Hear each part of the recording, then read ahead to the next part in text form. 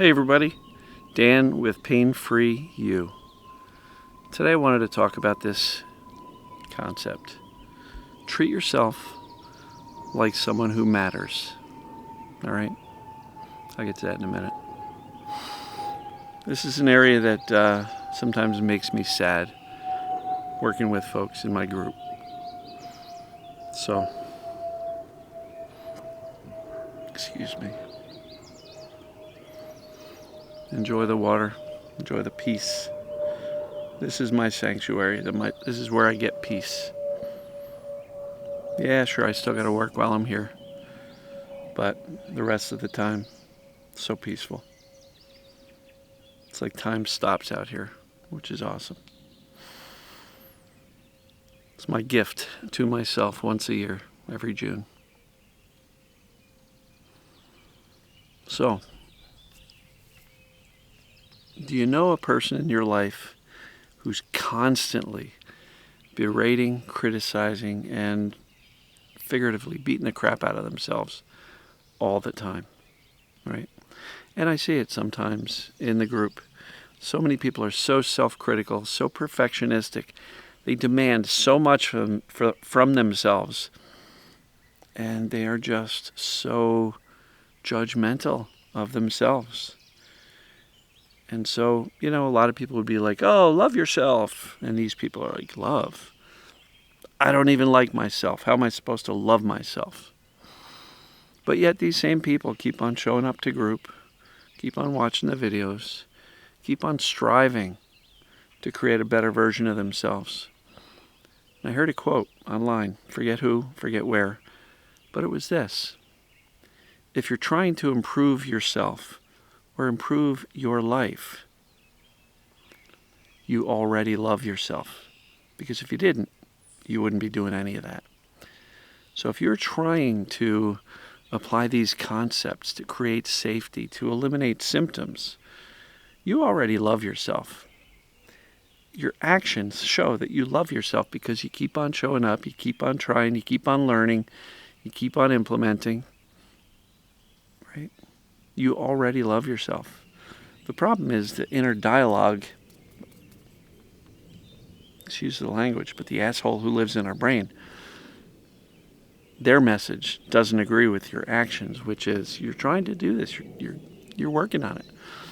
So we all have an inner roommate, which can sometimes be highly critical, highly judgmental.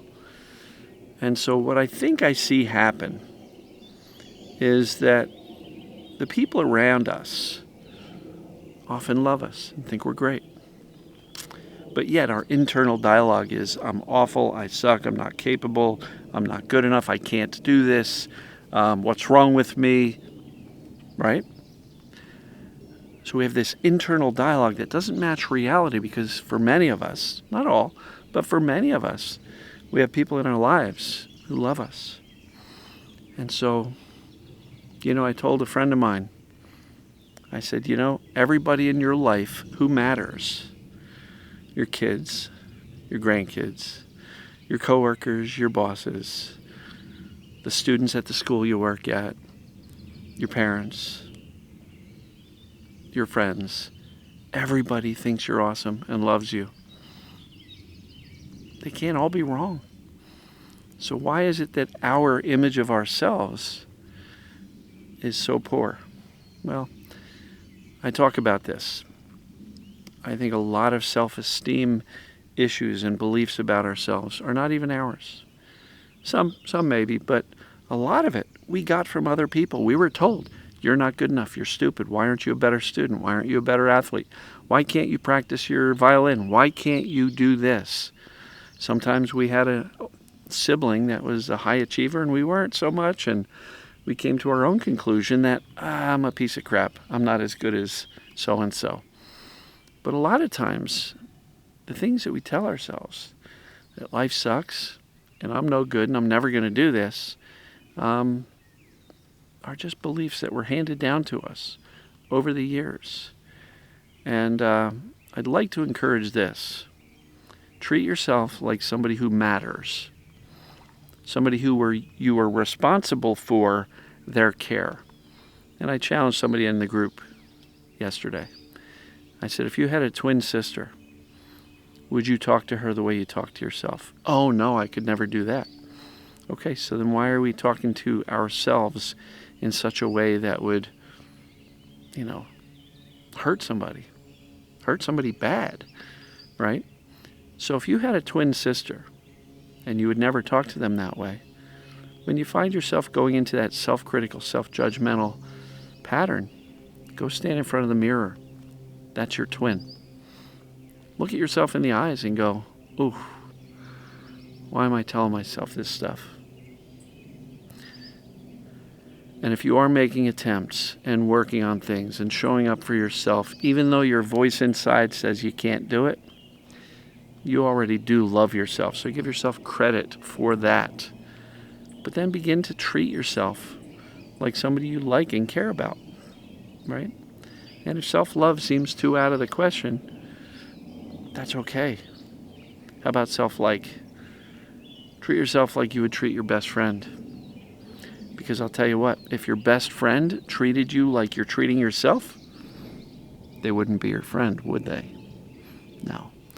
So call yourself out on it and go, how much longer am I going to make myself feel worse about myself when there's a lot of evidence, people in my life think I'm all right?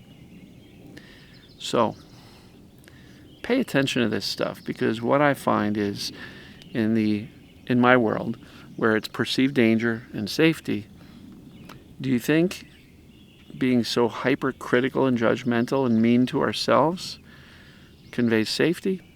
Or does it feel like you're being attacked, but you're doing it to yourself? So it is key that you learn to shift your behavior and language towards yourself and start to lift yourself up instead of beating yourself down. It's important, folks. So recognize and maybe even comment, is this something you struggle with? And ask yourself, who gave me these beliefs about myself? Was it a parent, a sibling, some bullies at school?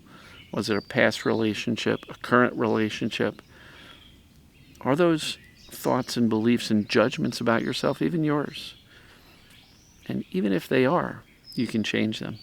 You can stop replaying the crap you've heard from other people, and you can also change how you treat yourself.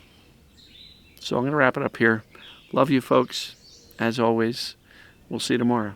Oh, and by the time the next video shows, I may be home because my time at the lake is ending. So I appreciate you.